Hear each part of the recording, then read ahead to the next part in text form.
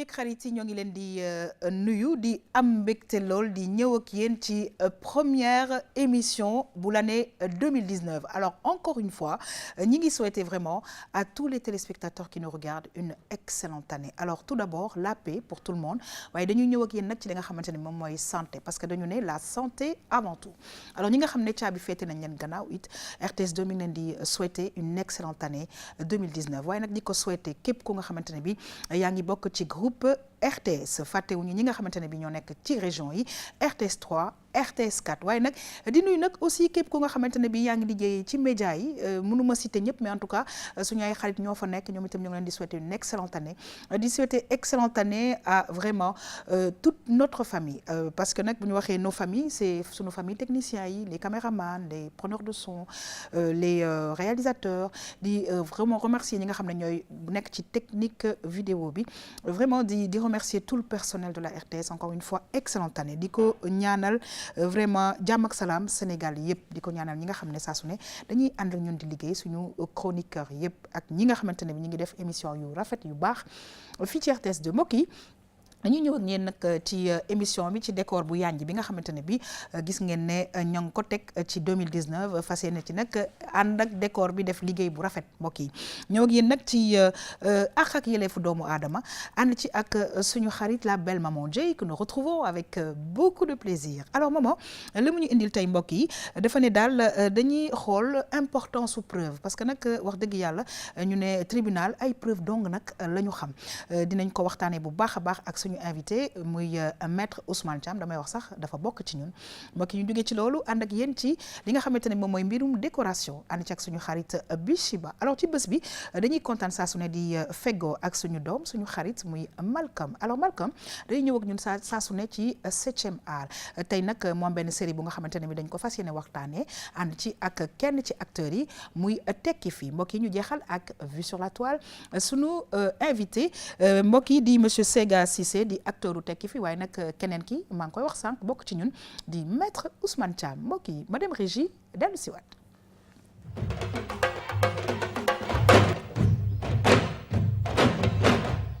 kontaan bu baax nag wax dëgg yàlla di retrouver avec beaucoup de plaisir la belle maman Dieye. Alors maman c'est un plaisir de t'avoir comme nag gisuma la woon le 31 dama lay souhaiter une excellente année 2019 mu nekk année bu neex a neex ci yow lépp lu nga xamante ne bi metti woon na ci année yi passé yàlla na ko yàlla ful mu nekk vraiment une année merveilleuse pour toi et à toute ta famille di kontaan ci sa ñëwaat fii ci sunu plateau RTS 2. Amiin yaa rabbi yaa xam je te souhaite de même noonu aussi lañ koy souhaiter suñu téléspectateurs yi bonne et heureuse année à tout le monde wax dëgg yàlla année bi moom dàq yi doon jàll yëpp rek pour résumer noonu aussi la doon ne mbégte ak bànneex ñu retrouver waat suñuy téléspectateurs xam nga ñun bu ñu leen gisul dañ ñuy manqué ndax ci ñun la ñu bokk donc kontaan naa torop xam nga di janook yow nii ak ñoom Malcolm maître Thiam aussi ak suñu invité daf may neex donc daal kontaan nañ bu baax a baax jërëjëf moment ngay ñëw ak ñun nag ci lu am importance damay répété waat ñu ne importance su li nga xamante ne moom mooy preuve ci wàllu yoon.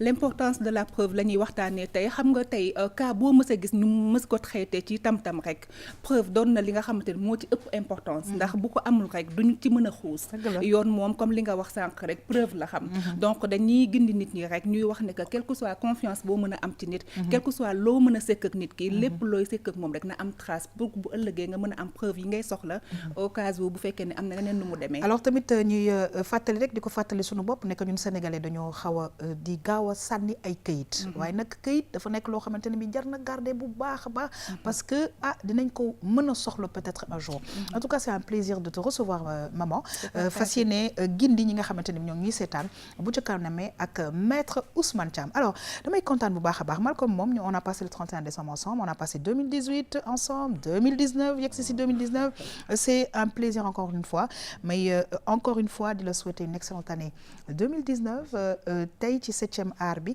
yaa ngi ciy xuus di xuus ci ay série di xuus ci ay film di kontaan saa su ne di feggoog yow di la wax bismillah ci li nga xam ne moom mooy première émission bu l'année 2019. jërëjëf ci dalal bi neex na trop ni nga ma dalalee yàlla sa at neexee noonu. amiin ñu bokk di ko ñaanal xaalam bi yëpp. fépp fu nit mën ci nekk et puis dafay am bànneex nit nekk ci benn kër. ngeen passandoo des moments. absolument bu at boobu jeexee ci ngeen di mën a nattaat encore seen bopp. tout à fait ci liggéey bi nga xam ne moom ngeen dëgmal di ko ñaanal képp ku ñu seetaan. ñi nga xam ne dañu ànd ak coono ak taxawaay bu metti nekk ci ginnaaw liggéey bi. di leen wax gàcce ngaalaama ñun la ñuy gis mais franchement ay jàmbaar lañ. 7e art bi foofu ñu xuus ci ndax ñi nga xam ne ñoom ñoo ŋànk loolu ñoom ñoo xuus dëgmal liggéey bu yaatu. dëgg la ci loolu te dinañ faram fàcc ci liggéey bu am solo.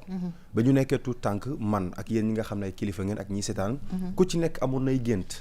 mooy bëgg naa doon lii bëgg naa dem bitim réew yaakaar ni dëkk la boo xam ne. dañuy dem tëbb rek comp indi. dëgg la nu mu demee boo fa demee loo fay dund ndax war nañ fee mën a toog tekki fi suñu invité dina ci ñëw kay leer yu am solo ak série bu am solo. alors la preuve tout simplement suñu xarit Malcolm c'est vrai que mi ngi fii ci Sénégal di fi tekki waaye nag jot naa xaw a cof ci li nga xamante ne bi moom mooy tekki fii dinañ ko gis dans quelques instants alors ñuy justement di recevoir di saluer monsieur Sega Cissé nekk acteur u tekki fii monsieur Cissé ñoo ngi lay nuyu di la dalal jàmm bu baax a baax di la souhaiter une excellente année 2019 yow ak sa famille et c'est un plaisir en tout cas de vous recevoir.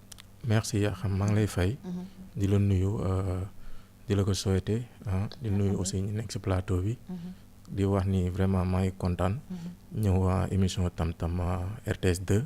donc di nuyu téléspectateurs yi nga xamante ne ñu ngi seetaan. très bien ñu ngi lay gërëm di la sant waaye nag di nuyu aussi bu baax a baax di ko souhaiter une excellente année 2019 maître Ousmane Thiam parce que dama koy wax ci ñun la bokk ndax kat saa su ne dafay bàyyi liggéeyam ñëw di gindi téléspectateurs yi waaye ñun itamit di ñu gindi waat parce que yoon xóot na xóot gi nga xamante ne bii ki ci xam-xamam màcc rek moo ci mën a xuus bu baax maître Thiam ñoo ngi lay ñaanal bu baax a baax une excellente année di la ñaanal gudd fan ak wér liggéey bi gën a barke di ko ñaanal sa famille.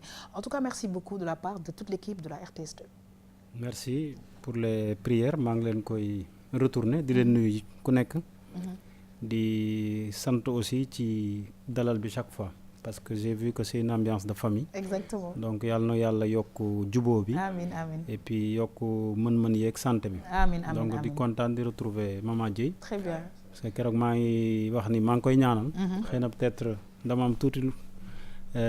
lu ma doon wax mooy par exemple nit bu xawee nekk ci ay jafe-jafe parfois mën nañ koy fàttaliku parce que santé dafa baax ci nit quoi. absolument. donc ñu ngi ñaan nag loolu bañ ko dalati ci 2019 bañ a dal kenn ci ñun daal. très bien ñu ngi ñaanal ñëpp. alors ñi ngi lay gërëm di la sant la belle Maman Dieye de retour en force ci émission Tam Tam alors mbokk yi ñu ñëw ak yéen nag ci àq ak yelleefu doomu aadama maman dafa ne important sous preuve mbokk yi ñu dem xool lan la ñu indil dellu nag yaatal waxtaan bi ak maître Ousmane Thiam.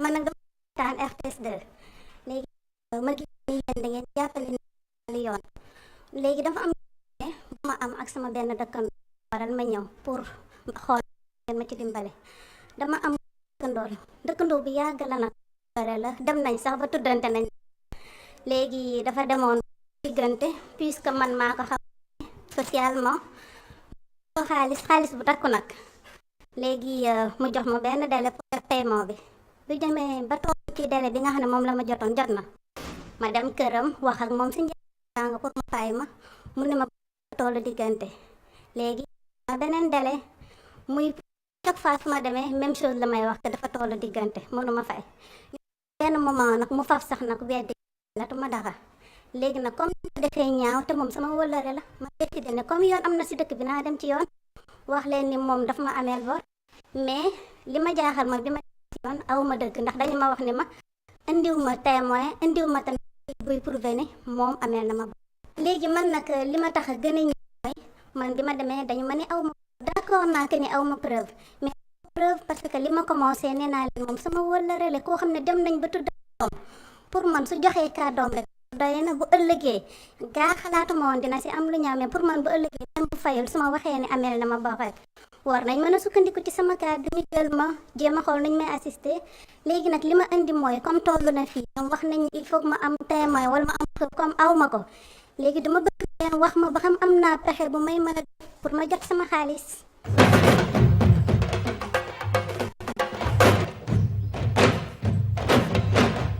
yéen ñu ngi seetaan pexe ou pas pexe en tout cas ñi ngi ak maître Ousmane Thiam waaye maman dañu toll ci àddina fu nga xamante ne bi il faut que nit yi de plus en plus ñuy jokkoo ak ñi nga xam ne seen xam-xam dafa màcc ci wàllu yoon parce que mbir mi mbiru det la maanaam bor nee na wóllëre la waaye defe naa ne foofu sax waxtaanee wóllëre sax est-ce que war na mën a am parce que bu doon wóllëre yaakaar naa ne kooku du weddi waxu keneen ki parce que tuddante nañ ay doom jot na nag nit ñi di réfléchir balaa ñuy def quoi que ce soit et consulter surtout les avocats. waaw jot na parce que dañuy bàyyi rek ba am problème soo ko mën a xalaat ne que ne ñoom war nañaa dem ci avocat mais nag balaa loolu yaa xam ne dañuy sant yàlla ci bi ñu dellu si waatee si jàmm pour mën a yeesalaat suñu liggéey ak suñuy téléspectateurs parce que lépp sant la àddina moom wér ak wér di ñoo ànd donc nit moo matul mi ngi noonu suñu xoosee nag ci li nga xamante moom mooy élément bi tey benn cas rek la ñu jël mais cas yu bëri yaa xam dañ ci soxla preuve te mën naa ne sax cas yëpp donc lii tey nga xamante ni nii moom mbokk mi ñëw na wóolu RTS pour que ñu gindikoo ci naka la war a def dañuy wax maître Thiam moom au départ est-ce que jëloon na ay précautions yi mu waroon jël est-ce que ci anam bi mu lebalee noonu la waroon lebalee ndax départ ba moo indi problème bi yëpp nan la waroon a lebalee xaalisam même wóllëreem waaw xam nga muy sa wóllëre ak ku mënti doon boo koy jox dara loi bi da cee teg ay yoon yoo xam ne moom ngay topp code des obligations civiles et commerciales bi nga xam moo yore affaire leb ak tout ce qui est civil ak commercial parfois moom daf ni bu ëppee 20 000 da nga war a bind bu ëppee 20 000 booy leble mu ëpp 20 000 wutal bind nga bind par exemple nga jox ko kayit mu bind ni man diw jël naa ci diw à titre de prêt maanaam 1 million wala 2 millions nga signé mu signé wala moom mu signé sax defal la décharge lu ñuy wax reconnaissance de dette. est-ce que soxla na li nga xamante ne bi mooy pièce d'identité numéro pièce d'identité yi soxlawul. waaw ba pour gën a wóoral. c'est-à-dire mën nga jël turam turu yaayam turu papam jël numéro carte d'identité bi date de naissance am. absolument ba pare moom mu signé. loolu la ñuy wax d'habitude sax ay reconnaissance de dette lay doon. d'accord loolu aussi dafa war am témoin boo xam ne day assister loolu wala c'est pas la peine. non loolu boo ko amee. ba preuve yi dañoo bëri mode de preuve yi dañoo bëri. xam nga déjà boo amee loolu këyit. c'est prévu. am na lu ñuy wax présomption maanaam am na ay c'est-à-dire ay xam nga nu ñu koy waxee ci wolof ay indice daal yoo xam ni. parfois buñ ko xoolee dañ ni lii war na mën a nekk dëgg loolu la ñuy wax présomption boo amul ci yooyu nga wut témoin par exemple maa ngi lebal Malcolm dara ma ni Mama Dieye kaay nga nekk sama seede maa ngi jox Malcolm 1 million nee na dana ma ko fay telle date yow it nga jàpp loolu foofu du jar bind du jar dara loolu rek doy na bu fekkee moom mën na ko jàpp bu leen neexee nag ngeen bind ko ba pare bind ni témoin kii fekkee na ko pour gën a wóoral encore loolu aussi ci kii la mais kii li muy wax ni ci début bi la raté parce que nit boo ko joxee bon li muy wax wëllëreem la xam nga wëllëre nag bon ça veut rien dire nekkul ci yoon daal nekkul ci yoon bu fekkee moom seetul digganteem ak yàlla ni jox nga ko bu weddee tu vas avoir des problèmes d'ailleurs loolu la expliqué bi mu demee nee nañ ko indiwoo preuve indiwoo témoin parce que témoin ci preuve bu indi woon këyit indiwul témoin koo xam si mën naa wax ni ba ma koy leble fekk na ko yoon du ko jox dara parce que yoon këyit la xam wala nga indil ko preuve yi nga xam ne si moom lañ prévoir pour nga benn témoin buy wax ni bu waxee mu ni man maa ko fekkee parce que témoin bu ñëwee tribunal dañ koy waatloo te ku nekk ci serment d'habitude dañuy jàpp ni yow li ngay wax toujours dëgg la boo waxul dëgg après lu ci dëkk mën nañ la topp pour faux témoignage. d'accord donc loolu moo tax. ginnaaw nag bi nga xamante ni la nii yow expliqué nga keneen koo xam ne mi ngi waaj a lebal nit ni mu war a def. parce que lii wax nga ne au départ moom ci la faussé mbir mi mais moom mi nga xam ne lebal na nit ki ci condition yi ba pare amul benn preuve. ba dem na ci yoon ba yoon joxu ko dëgg ban recours la war a mën defaat pour mën a jot xaalisam. non fi mu toll moom. même bu defee recours. c'est compliqué bu demaatee c'est la même chose lañ koy laaj parce que tribunal loolu la koy laaj. ce qui veut dire que ne xaalis bi perte na. non xanaa mu xaar ko ci yàlla. waaw et puis peut-être xaar peut-être. mais fii moom. xanaa waa ji ñëw def revirement ni maa ko ameel. wala quelque chose comme ça. ou alors des interventions wala et cetera mais loolu nag day fekk ni la décision n'est pas encore définitive. par exemple moom bu ko neexee mën na def appel mais à coup sûr. même bu defee appel bu ñëwaatee. indiwul preuve bi ñu koy laaj tribunal du ko mën a jox li mu bëgg. très bien alors monsieur Cissé gis nga cas yi nga xamante ne bi dañ koy faral di am ci àq ak yelleefu doomu aadama donc comme pour dire que dañuy woo encore une fois les Sénégalais quel que soit looy def quel que soit le contrat booy signé quel que soit looy lebale quel que soit looy def nañu consulter ñi nga xamante ne bi seen xam-xam màcc na ci parce que liñ ci avant loolu dëggu woon na suñu dëkk parce que y avait des valeurs. mais léegi ay affaire wóllëre ci ay waxu xaalis ay bien wala ay kër dafa xaw a réer ci sunu dëkk bi tuuti. waaw loolu dëgg la mais dafa am loo xamante ni au fait fii dañ koy caaxaane te jarul foowee kàddu muy kàddu gis nga mu njëkkoon mag ñi buñ la daan wax 100 ans loolu mooy nekk parce que ñoom dañuy gëm ni nit boo ko waxee au fait wax bi du dañ pour man wax moo gën a fort signature mais comme que léegi jamono dafa dox ba këyit ñëw forcément dañuy bind xam nga parce que nit ki li leen boole au fait këyit la këyit aussi moo leen di taxale yaa ngi dégg donc man comme que moom certes ni ko maître waxee instant yi mënul dem fenn ba jot xaalisam xam nga parce que tribunal dañ ne ko amoo preuve c'est sûr que amul preuve yaa ngi dégg donc perte na ci àdduna mais pertul àllaaxira alors c'est important lu muy wax perte na ci àddina pertul àllaaxira mais dañuy encore une fois sensibiliser Malcolm les populations quoi qu'il arrive ak ci looy mën a dox ak looy mën a def nañu dem xool encore une fois ñi ko xam parce que tey Malcolm sama xarit la comme ni mu ko waxee lebal naa ko plus de 20 000 bind bi ak surtout nag man li ma ci gën a neex mooy signature bi mu maître wax waaye nañ ci toftal aussi numéro carte d'identité bi preuve yu palpable la en fait. effectivement man des fois maître am na yoo xam ne bu ci duggee du ma ko sax bëgg a dog tellement yim na ci leeral moom solo mais ci li Sega wax rek laay xaw a rebondir tuuti dëgg la mag ñi dañ daan sàmm kàddu kenn doonu koon teggi tout en sachant que dañ daan am seede mag ñi luñ mësaan def da daan am seede même bu ñu waraan tukki ji dina am seede boo xam ne dañ koy dénk ak seede boo xamante ne si day xam ne fi muy dem mu ngi ñëw wala li muy dem du ñëw wala diw jox naa ko dara mooy waral ay kóllëre yow day càmm jóg mës na laa defal lii mës naa jël saaku ceeb wala kilo ceeb umb ko ci yéram jox ko amoon na seede yooyu noonu tey nag bu ñu dem ba jamono dox ci côté papier bu ñu fàtte ne ñun au Sénégal wala ñun ici en Afrique berceau de l'humanité mais dañ daan bind que ça soit mu doon ay way wala mu doon ay taalif mais tamit lépp lu ñu mësaan def rek taalif nañ ci wala jël nañ suñu loxo teg ci seede ne lii nii def nañ ko ba nit ku ko teggi rek teggi nga yor te nag ci biir loolu ngay wax Malcolm c'est tellement important je veux dire bind bi maître mun na bañ nekk bindu tubaab parce que traduction mun na am non oui normalement xam nga fii la langue officielle tubaab la absolument mën ngeen ko bind tubaab mais li ma ci bëgg a yokkaat sax mooy xam nga loi day évoluer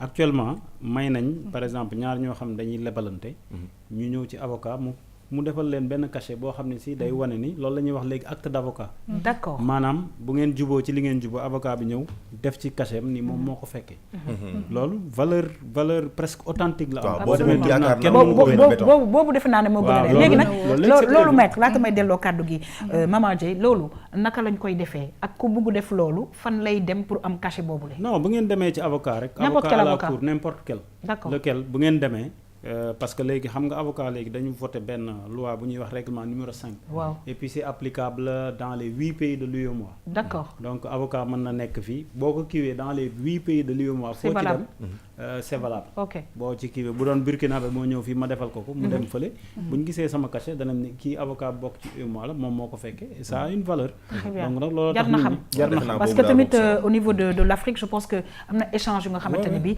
li ngay wax dafa am importance alors Malcolm sànq ñëw na tamit maman ci lu am importance parce que dafa ne seede en tout cas ñun ci religion bi ñu nekk te xam naa ne yeneen religion yi tamit am na ci muy ci l'islam de lépp la ñuy seede sëy day am seede même fase dafay am seede leneen ak leneen am seede donc seede boobu xëy na nit ñi defatuñ ko fu mu nekk nii waaye daal comme ni ko maître waxee kayit googu ak tampon avocat boobu nañ koy farataal waa xam nga juge bu mag bi moom ak avocat bu mag bi yàlla la donc moom avant ñuy ñëw ci côté nasaraan beeg ci côté àddina moom lépp daf ko prévoir woon parce que xam na nit ñi mu bind nit ñu mel donc des fois téléspectateurs yi dañ ñuy interpeller di ñu wax que ne connaître ses droits da ngeen cee waroon a boole droits et devoirs comme ça nit ñi nga xam ne boo ñëwee wax par exemple ci genre cas bi da ngay indi oustaz boo xam ne dafay sensibiliser delloo nit ñi seen ay valeurs muy yi nga xam ne ak yelleef bi ñu jël tout à fait donc day delloo nit ñi ci ñoom valeurs yi nga xam ne amoon nañ ko avant ñoom ñu doxee noonu parce que loolu moo leen di permettre société bi di nga am ci yaa xam confiance te doo ci am arrière pensée parce que bëri na loo xam te nit ñi chaque jour dañ ciy am doute malheureusement nag tey moom cas bi metti na ma parce que c'est la première fois ñu indi fi cas boo xam ne amul solution donc tey maître yow xaw naa la mere tuuti moom mi ñuy seetaan sax xam ne ne tey amaluñ ko solution malheureusement nag c'est sa faute parce que ni mu lebalee moo baaxul. waaw léegi mais comme amuñu solution léegi dama bëggoon mu am ay kàddu yu am solo yu nga xamante ne bi téléspectateurs yi ñu ngi lay seetaan nga dénk leen ko ci wàllum li nga xamante ne bi moom mooy ay dette maanaam bor lebal ak lebal nit dafa am nu nu koy defee même bu dul lebal sax xam nga li maman jee indi dafa am solo preuve ci lépp lañ ko soxla ci lépp maanaam li Malcolm doon wax léegi témoignage boobu c'est-à-dire boo ñëwee tribunal am na yenn procès yoo xam ne dañuy soxla benn témoin ñu woo ko bu ñu waxee affaire bi léer kenn fekk dañ naan dañuy citer ay témoin ci biir nga ñëw tribunal déglu la nga waat tribunal jàpp li nga wax mu bind ko ñu xool ba pare confronté ñu doog a xam donc nag moyen de preuve yi bëri nañ maanaam li ma wax foofu nga dem wuti acte d'avocat wala kii ba d'ailleurs bi ñuy wax xam nga code des obligations civiles je crois que depuis 76 la bi ñu koy def boobu 20 000 dafa amoon valeur moo tax ñu boo passé 20 000 mais ak lépp lu mënti doon ci àdduna looy mënti def li ñu naan la confiance n'exclut pas le contrôle voilà loo am nit ci confiance parce que li nga wax rek nit moom Ousmane Thiam mën na mel ni suba mu wëlbatiku parce que surtout affaire u xaalis loolu la donc nit da nga koy xam nii mais doo xam jikkoom mën naa ñëw wan la benn affaire boo xam ne si bon nga am total confiance ci moom nee nañ chaque 10 ans sax nit day changer ngeen seq benn affaire après mu changer donc nag mieux vaut looy defati na am seede wala nga wut koo xam ne si li ñuy wax koo xam ne si dafa prêter serment maanaam comme avocat wala notaire wala quelque chose comme ça ngeen dem mu seedeel leen bindal leen wala nga wut say ñaari témoin wala benn bi ñuy kii ñu fekkee waa kay yaa xam foofu sax nga may baal moom dama fekk cousine am bi mu amee problème di ma ko expliquer ki mu àndal mu ne ko jël ma man mën naa dem wax ka ne bi nga koy lebal maa ko fekkee donc foofu noonu il faut que nga ñëwal ma fa tuuti man est-ce que loolu am na sañ-sañ xam nga li ñuy wax témoin parfois nit ñi li loi jàppe témoin ñoom duñ témoin c'est-à-dire ki ñuy loi jàppe témoin seulement mooy ki nga xam ne si liggéeyu la quoi c'est-à-dire yow doo patron du liggéey pour yow ki nga xam ne si bokku leen en plus wala bokku leen wala da ngeen a am ki nga xam ne si da ngeen a am parenté par alliance maanaam sa goro la sa kii ñooñu noonu duñ jàpp ni ak ay mari et femme et cetera duñ jàpp ni ay témoin la ñooñu dañ leen di déglu la war a doon ay témoins yoo xam ne yow liggéey la bokku leen ñu neutre voilà c'est-à-dire bu dee ñooñu la loi bi day jàpp ni mën na am collusion frauduleuse entre ñoom maanaam kenn ki mën naa bëgg a jàppale kenn ki wax loo xam si di te kooku bu ñëwee sax duñ ko waatloo très bien donc nag dañ koy déglu à titre de simple renseignement li ñuy wax naan dañoo bëgg a xam rek mais du li muy wax noonu dañ koy jàpp comme en tout cas maman nga indi tey la nga démarré doy na waar parce que nekk na cas boo xamante ne bi wax dëgg yàlla amuñu ci solution mais la seule et simple solution que ñu koy proposer c'est muñ muñ moo fi sës et puis ne pas commettre les mêmes choses la prochaine fois en tout cas mbokk yi dégg ngeen li maître Ousmane Thiam indi ci témoignage bi tey ci wàllu bor képp ku nga xamante ne bi yaa ngi seq ak nit bor seq ak moom xaalis wala problème mu kër wala autre chose il faut absolument que ñu xaatim ko mooy ñu bind ko am ay signature léegi nag tampon sax avocat bi daf cay am solo parce que léegi on pense que l'avocat c'est cher mais bon je veux dire li ngay perte xëy na après mooy gën a bëri li nga xamante ne bi moom nga doon fay te nag am na avocat sax yoo xamante ne bi ñiy jàppale jigéen ñi maanaam l'association des jeunes avocats ak aussi waa AGS ñoo ngi leen di gërëm di leen sant bu baax la belle maman Dieye jërëjëf di sant bu baax a baax maître Ousmane Thiam mbokk yi dañuy xuus nag ci émission bi ñëw yéen ci li nga xamante ne bi moom mooy décoration di nuyu bu baax a baax suñu xarit Bichiba di ko souhaiter une excellente année 2019 moom ak famille am yépp mbokk yi ñu dem xool décoration dellu si waat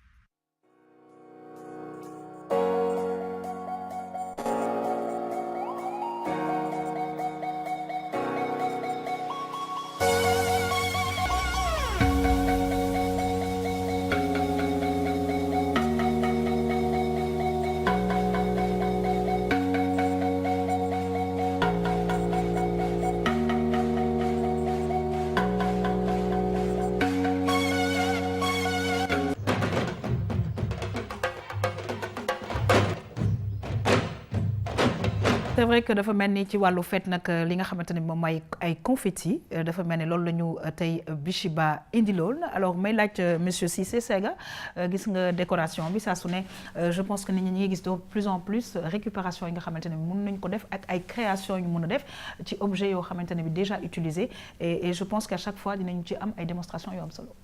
oui wàllu décoration moom dafa am solo te seetaan naa élément bi sànq. rafet na. comme que ñun ay artistes lañ. dañ siy gis suñu bopp en tant que artiste. tout à fait donc ñuy encourager jeunes artistes yi nga xamante ni ñu ngi Sénégal. ñoom tam di bàyyi seen waar. seen wàll si waar bi di moins. absolument yàlla defal leen teraanga àdduna. ak comment dirais-je. toujours créativité. voilà absolument voilà comme am na jeunes yoo xamante ni. ñi ngi fi aussi. si wàllu art bi. di defar ay tableau d'art. dëgg la je comprends man dama doon dem village des arts. donc seetaan expo yi amoon foofu. voilà donc ña fa nekk. maa ngi leen di encourager à ce que ñuy dem. ay festival international. tout à fait en tout cas ñi ngi ñoom itamit bay seen waar bu baax a baax ci li nga xamante ne moom mooy Sénégal justement on leur souhaite une excellente année alors village des arts c'est vrai que RTS2 dafay faral di dem te très bientôt dina am lu am solo lu nga xamante ne bi dinañ leen ko indil ak Del Malick alors Maman Dieye ci wàllu décoration xam naa ne à chaque fois yow la ngay njëkk laaj mooy mbaa cherul waaye bii de dafa mel na cherul. xarit yaa xam parce que xale yi duñ la laajte dara pour jënd ko ñoom ñooy fabriquer seen ay tama mbuus yi jël potu yenn kii wujj yi daal di defar seen ay jouets donc yeneen feet yi aussi tamit dafay baax ñuy daal di créer suñu ay affaires waaw moo gën taal pétard yi parce que daf may tiital yóbbu sama fête alors pétard yi mbokk yi c'est vrai que ça fait partie de la fête Malcolm gis nga confetti yi nga xamante ne bi defar nañ ko c'est pas compliqué hein voilà peut-être le papier et les couleurs mais je pense qu'à chaque fois ñu ngi def ànd ak Bishiba def ay démonstration yi nga xamante ne bi ça nous permet voilà bañ a dem ci grande surface yi jënd ko mais aussi utiliser ses mains et donner l'envie aux enfants ñuy utiliser seen ay loxo pour fabriquer d'énormes choses. je pense que Guillaume boobu la ñu war a gën a mën a ouvrir moo nekk bàyyi xale yi ñuy salfaañoo liggéey di ubbi seen xel yi. parce que mag ñu duñ ne xam ne li ñuy xam ba pare.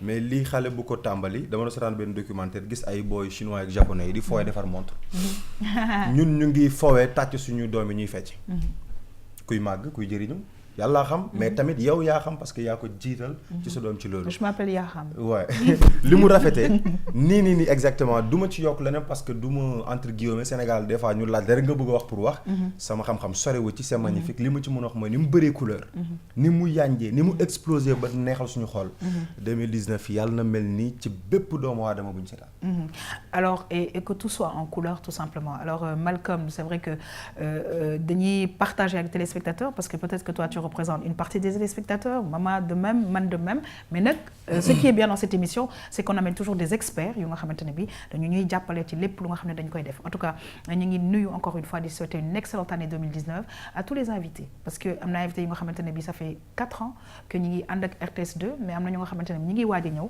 ñoom ñëpp ñoo ngi leen di sant di leen gërëm bu baax a baax mbokk yi ñu xuus nag ñëw ak yéen ci wàllu cinéma ànd ci ak suñu xarit Malcolm dañuy dem d'abord xool dellu si waat mën a waxtaanee loolu le ak série bi nga xamante ne mooy tekki fii ak acteur bi ci bokk di monsieur Sega Cissé waaye tamit suñu xarit Malcolm ñu dem dellu si waat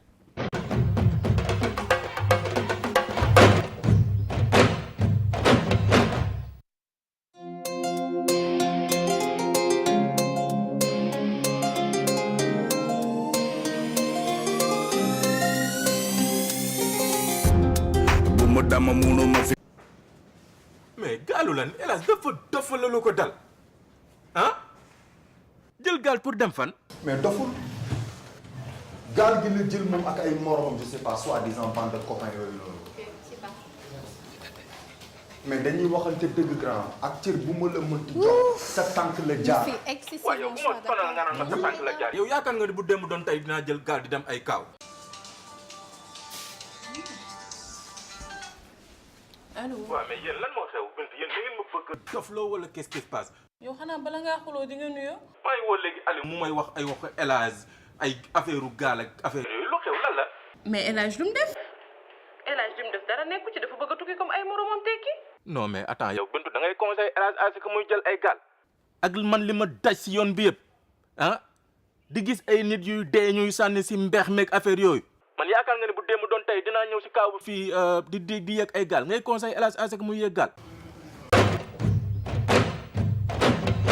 alors Malcolm daal man lu may démarrer ak yow mooy daal dañ koy wax di ko baamtuwaat ñu ne tekki fii mën naa ne mais c'est très bien série bi di fësal vraiment li nga xamante ne bi moom la jeune sénégalais yenn jeune sénégalais yi di xalaat ak ña nekk fële réalité bi nga xam ne ñu ngi koy gis.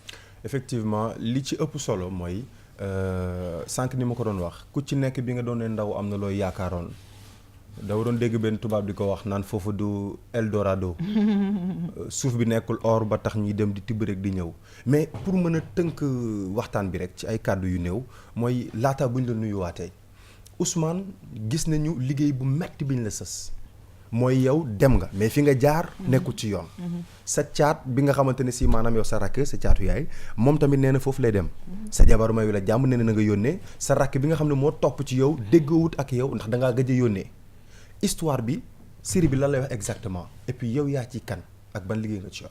bon kontaan naa mu nuyuwaat la di la wax ni kontaan naa si invitation bi. Merci beaucoup. donc man maay Ousmane. c'est vrai tekki neex na. mais nañu tekki si anam yu jaar yoon. yaa ngi dégg film bi ça part de réalité famille sénégalaise yi. yaa ngi dégg donc sama yaay mi ngi si kër gi. sama jabar sa jabar. yow sa jabar mi ngi fa. yaa ngi dégg donc sa jabar elle était en Europe. foofu bu neexoon du quitter Europe pour ñëw yow jàppale la si benn petite entreprise immobilier boo xamante ni yaa ngi jóg xa daanu.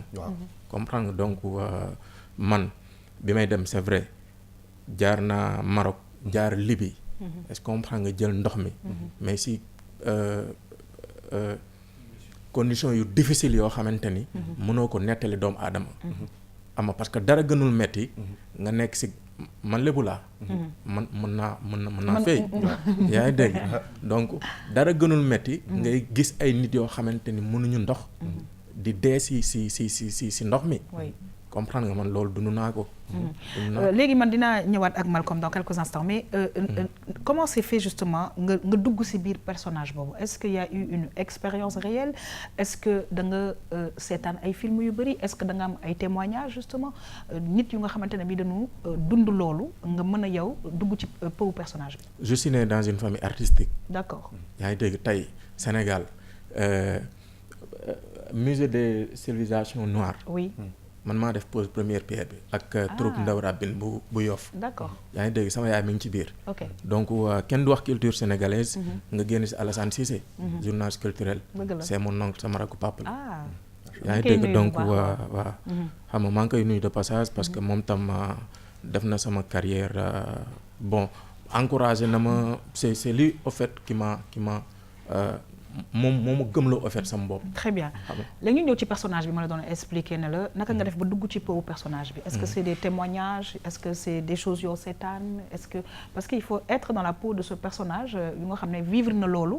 nekk na en Europe ba pare mun a di conseiller nit yi ak di leen jàppale.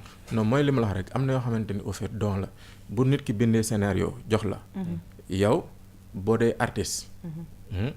il suffit que nga lire scénario bi rek yow da ngay dugg ci biir déjà. ok donc noonu laa ci duggee. d'accord li ma ci gën a may sens tam. man c'est vrai que voyagé naa. ok mais mosuma dem Europe. Malcolm. waaw dafa am ñoo xamante ne si. dama lire commentaire sur YouTube ci série bi ñu ne enfin voilà benn série boo xam ne day refléter culture bon pas culture mais les réalités yoo xam ne nekk na diwaanu Sénégal. sànq dafa am lu ma la njëkk a laaj. mooy boo seetee ñi nga xam dañuy tukki bàyyi famille ginnaaw dañuy sonn parce que dañ la ko waxu xew ak yi ki demee noonu. des fois doo jouer ba ne naa def lu ma mënul ndax instant yi dama toll ci dénoncer. des fois du doon arrivé que nga dem sa kër nga ne non non li ñu may joué loo naa joué plus moo nekk personnage bi mu lay wax. parce que dafa am lu bari looy dénoncé. ndaxam sax li bokkul ci production yi gën a sax ci sa xol ci nga def. waaw bi sax na sama xol. certes parce que bi ma koy joué mooy li ma la wax léegi ngay ree. comprendre nga parce que film bi certes réussir na. mais li ma ci may chance mooy. dama ay nit yoo xamante ne au fait dañu nekk Europe di dund li may joué nii. Alors donc ma dellu si waat encore c'est ce que je disais est-ce qu'il y a eu des ay témoignages wala ay nit yoo xam ne da nga leen jege donc loolu laa doon wax sànq. waaw voilà dama ay nit yoo xamante ne au fait. exactement dama leen jege. ñuy dund lii. ok xam nga tey koo wax ne par exemple am na ñu nekk Europe di liggéey ci restaurant yi. te bu ñu paree ci ay poxos la ñuy fanaan donc pour nit envoyer benn 100 €, c'est tout à fait un problème. oui xam nga te ñi nekk fii dañuy yaakaar ni ñee paradis lañ nekk. te alors que non. dëgg la c'est difficile. tout à fait dafa metti xam nga am na sama benn maam bu ma doon wax naan ma Sega 500 €. bu Europe. Donc 100 000 francs bu Sénégal moo ko gën. waa léegi xoolal pour bañ la dagg ci loolu dañu gis tamit sa liggéey am na ci solo mais dama bëgg ñu ñëw ci koo xamante ni si nag mooy man sax man bi ma nekkee xale ak ñeneen bëggoon rap bëggoon et cetera bëggoon dem tukki El Hadj mën nga ñu ci wax tuuti mooy kan. El Hadj mooy sama petit frère. waaw. En l'occurrence c'est Malcolm qui l'a joué. non c'est pas Malcolm. Okay. non c'est pas Malcolm. ok waa ki nga xam ne dafa bëgg dem tukki jaar ci gaal El Hadj def ay rab ak yooyu. mooy ki bëgg mooy sama rakk bi nga xamante ni moom moo topp ci Aline. d'accord ki mooy rappeur bi quoi. ok ki bëgg a dem kaaw. d'accord yaa ngi dégg donc man juste rek ci condition yi nga xamante ni tukkee naa ko. te bi ma demee li ma yaakaaroon fekkuma ko fa donc loolu laa koy éviter. moo tax may def le tout pour convaincre ko mu bañ a ñëw. parce que li mu yaakaar au fait amu fi. bu fekkoon loolu moo fa am.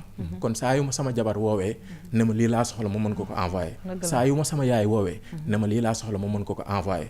yaa ngi dégg des fois Ousmane bi nga xamante ni moom mooy magu El Hadj moo ma siy génn man mi nekk Europe.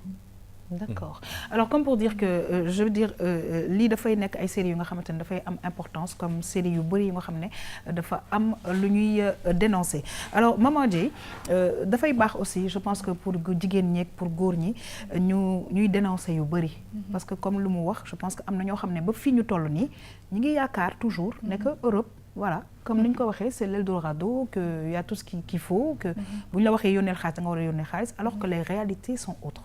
waaw loolu seen wareef la parce que ñoom bokk na ci ñi nga xamante ni nit ñi dañ leen di déglu nit ñi dañ leen di seetaan te ñu bëri mën nañu identifier seen bopp ci ñoom donc day doon wareef ci ñoom pour que ñuy mën a dénoncer lépp loo xamante ni nii lu bokkut ak li ñu war a def la mais man ma amoon question tamit bu ma koy laajte moom mooy depuis kañ nga dugg ci cinéma ak bi nga ci duggeek léegi ñaata film nga réalisé gum.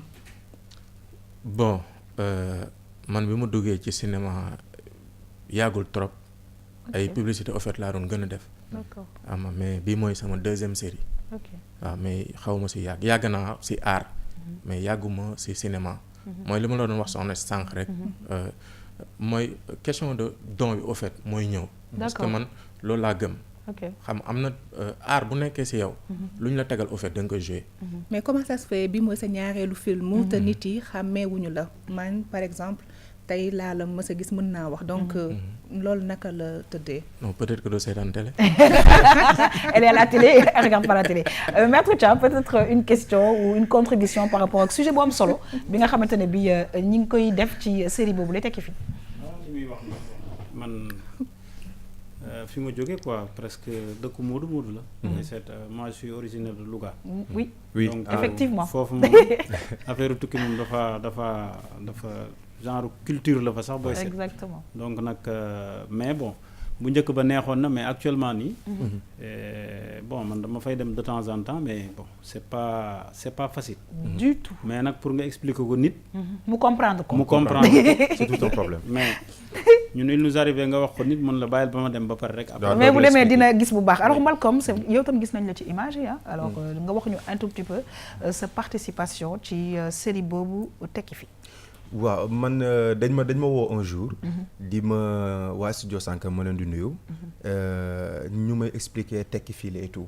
bi ma ñëwee bi ma liiree automatiquement man sax dama bëggoon yokk ci bind. ah oui parce que bi ma nekkee xale amoon naa rêve. mooy basket dem à l'extérieur. mais pourquoi ku nekk xale rek boo amee rêve da nga naan génn dem defi ci ko. pourquoi nga def ko fii. je me souviens même bi may def 4e le mot entreprise pour man ngan bi affaire la ndekete entreprise jaay caaf sax entreprise la donc ñun li ñu manqué woon mooy l'information. merci beaucoup et puis dañu manqué woon kilifa yi toog di waxtaan ak ñun kilifa yi am na ñoo xam dañ leen sax ragaloon en fait ñi nga xam ne ñoom la ñuy wax moo nekkoon les professeurs wala ñun xale suñu biir donc mu nekkoon koo xam ne moo nekk Aliou pour ne pas faire fausse route ci biir man maa nekk rakku kii maanaam à part moom man maa ci topp d'accord mais kër gi charge bi yëpp man maa ko yor maa yor sama jabar bi nga xam ne jóge na France ma gëmloo ko ni ñëwal sa Sénégal natal nga gëm ni mën nga jël papier yeeg affaires yi nga renouveler ko defaraat ko recycler ko en même temps jabaram nga xam ne affaire de natt rek la gëm ma gëmloo ne ko boo teggee xaalis liggéeyal mère bi dafa diabétique mu war koo dimbali te moom dafay yéex a yónnee parce que dafa nekk ci condition difficile. Justement, est-ce que les relations que dans le film que tu avais justement avec ce frère qui est à l'extérieur est-ce qu'il y avait une certaine complicité qui vous permettait que moom mu lay wax dëgg bi et que yow ngay jàppale aussi di un peu aviser la famille ça c'est ce que mais c'était une réalité boo xam ne boo ñëwee plateau tournage da nga naan c'est vrai il nous arrivait ñuy waxtaan ba 1h du matin man ak moom parce que daf may expliquer xaritam yu nekk kaaw man moo koy wax ni lii maa ngi koy sentir parce que dama ko mos a yuuxu boo xam ne tayuma ko ma woo ko di ko baalu mu bàyyi ba guddi mu woo mu ne bu ma baaloo ci parce qu'on joue Sénégal il faut que ñu comprendre ne tekki fii mën na nekk coûte que coûte donc allez-y il faut que ñu def ko ay jour de tournage damay ñëw samay jour de tournage day ñëw donc li ma mën a wax ci biir série bi ñi nga xam ne ñu seetaan tam di la ñaan li laa war a suuli tekki du dara mooy nga parfaire li nga xamante ni si yaa ngi nekk di ko def ci lu baax nga jëmmal ko gëm sa dëkk gëm-gëm boo xamante ni si dëkk boo gis même bu dee sax ay suuf or lañ ko deferee na la ko sa dëkk gënal ñu jàpp ci tamit ñi nga xam ne ñu ñor nguur gi ñu dimbali ñu loolu moo nekkoon série bi ñu indi et puis itam di laaj peut-être kàddu bu mujj boo xam ne war nga ko jox ndaw ñi ak tamit mag ñi nga xam ne ñu ngi nekk bitim réew ak ñu bëgg a tekki fii bon di encourager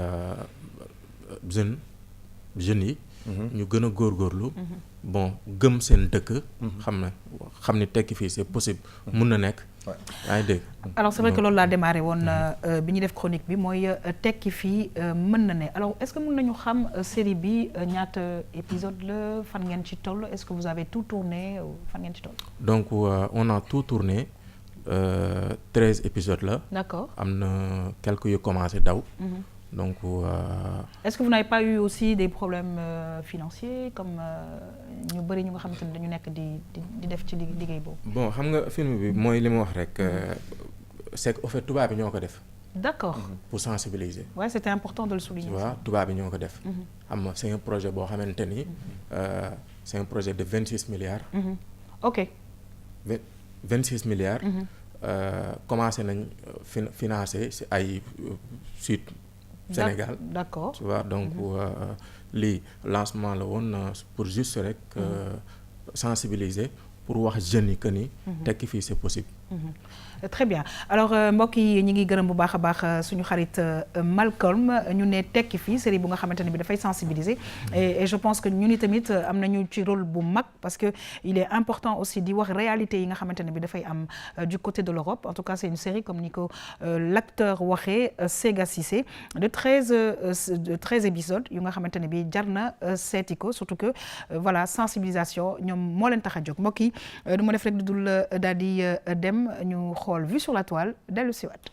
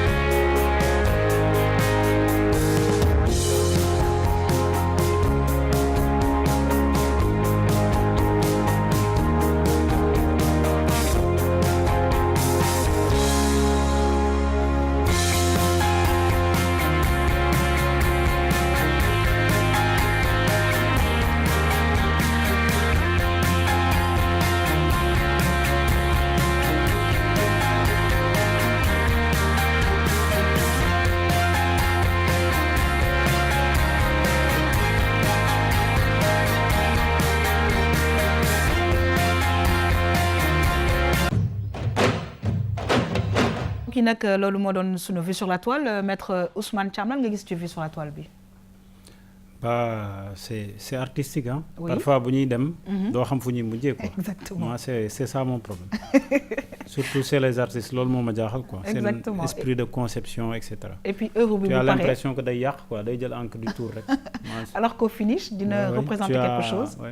Et ku nekk am sa interprétation en tout cas maître Ousmane Thiam ñoo ngi lay gërëm di la sant bu baax a baax di la bàyyi nga dénkaat sénégalais yi parce que tey li maman indi dafa amoon solo loolu ñu ne importance su preuve ci wàllu yoon. waaw li ma ciy wax rek mooy comme yow da nga koy rappeler toujours boo xamul da ngay dem ci ñi xam. dëgg la ñu gindi la. parce que jamono ji tërë dina benn peeru tërë boo xam ne si. c'est-à-dire acte boo def boo posé rek. am na ay conséquences yoo xam ne si. ëllëg ak si biir mën na doon positif wala comme négatif. dëgg la te Sénégal li ñuy def toujours dañuy posé rek. parfois aspect négatif yi bu ñëwee nag conséquences yi mooy désastreuse. exactement donc nag ce qui fait que dem ci yoon. ñu gindi la balaa ngay def. moo gën nga xaar ba jëye am ba pare nga doog a ñëw. très bien boobaa da nga perte ba pare yeneen frais fekk la ci te c'est un peu compliqué. alors di fàttali association des jeunes avocats bi nga xamante ne bi bokk nga ci. mu nekk fii ci tribunal bi nga xam ne vous accueillez du monde quand même. waaw de temps en temps oui. parce que ñu ngi foofu suñu siège donc ku fa bëgg a ñëw aussi boo ñëwee danañ la xool luñ la mën a dimbali ñu dimbali la ko. bu fekkee dañ la war a gindi également. ñu gindi la boo yoree loo xam ne si war nañ la ci taxaw aussi ñu taxatul. très bien di fàttali aussi waa AGS ak boutique de droit yi nga xamante ne bi ñu ngi biir Dakar waaye nag yeneen région yi tamit ñoo ngi fa di jàppale nit ñi ci wàllu yoon ñu ngi gërëm di sant bu baax a baax l'acteur monsieur Sega Cissé ñu ngi lay remercier en tout cas ci la nga joué defe naa ne yaa ngi contribuer aussi ci xamale population yi sànq ñu ngi koy wax sensibiliser c'est important en tout cas ñu ngi lay remercier di la souhaiter bonne continuation. merci man tam maa ngi leen di remercier ci invitation bi di remercier sama xarit en même temps sama rak Malcolm donc ci invitation bi donc di remercier aussi sénégalaises yi ñu doon seetaan donc di wax ni bonne continuation mon frère. Alors moi je vais dire tout simplement il est le petit frère dans le film mais dans la vie aussi maintenant. Oui dans la vie. Eh ben voilà. Dans la vie parce que de yàlla dafa def au fait ci film bi la ñu xamante. Mais on est devenus des amis quoi. Alors c'est ce que je disais. En tout cas c'est très bien. Justement Malcolm ñi ngi lay remercier di xamal téléspectateurs yi ne que moi je m'attends toujours à te voir dans les films dans les séries parce que yaa ngi yëngatu aussi ci 7e art bi bu baax. c'est vrai inchallah yàlla na ci yàlla gën a def li ngeen bëgg. di remercier ñëpp ñu doon seetaan maître merci beaucoup ci leeral yi. sama invité merci énormément di leen jox rendez-vous mercredi prochain. merci beaucoup Malcolm di remercier bu baax a baax la belle maman Dieye maman namoon nañu la téléspectateurs yi namoon nañ la di la gërëm di la sant bu baax a baax parce que nag di ñu gindi ci àq ak yelleefu doomu aadama mbokk yi dafay am solo saa su ne. waaw dafay am solo saa su nekk xam nga yitte téléspectateurs yi rek moom moo ñu fi teg donc chaque jour dañuy xool rek li nga xamante ne soxal na leen ci connaître ses droits ak aussi itam ci histoire de couple ñu indil leen ko waxtaanee ko ak nit ñoom donc noonu lay jaaree nag daal di lay remercier maître Thiam wax dëgg yàlla dafa disponible trop macha allah ñu ngi koy ñaanal yokkute waa di remercier Malcolm ak invité di jaaree noonu nag di remercier sama yaay xaw ma sama yaay doo ko bëgg nag ci sama xol te xam naa ni tamit moo ma raw ndax saa yoo nekkee ci yenn affaires yi daal da ngay gis taxawaay bi ni muy rafetee xëy na loolu moo jaadu sax ci diggante doom ak yaay mais du doom yëpp ñoo ko am ci seen waajur donc boo ko amee da nga koy sante yàlla mais aussi da nga koy sante sa kilifa boobu noonu sant sama yaay sant sama papa ak bépp sama mbokk yëpp nag. Très bien. Alors on remercie par la même occasion toutes les mamans qui nous regardent et aussi tous les papas ñu ngi leen di ñaanal une excellente année 2019. Alors justement un joyeux anniversaire à Karim Dieye. Alors c'est de la part de Fat Dieye notre responsable à RTS2 de la part de Khady Didi nga xam ne que moom dafay bokk ci li nga xam ne moom mooy émission Tam Tam waaye toute la famille Dieye ñu ngi souhaiter happy birthday à Karim mais aussi notre grande sœur Ami Collé Dieye ñi ngi gërëm ñëpp ñi nga xamante ne bi dañu àndoon ak ñun vraiment di liggéey émission bi je remercie toutes les équipes techniques di leen jox rendez-vous inchallah suba pour beneen émission Tam Tam bonne suite des programmes sur la RTS2 au revoir.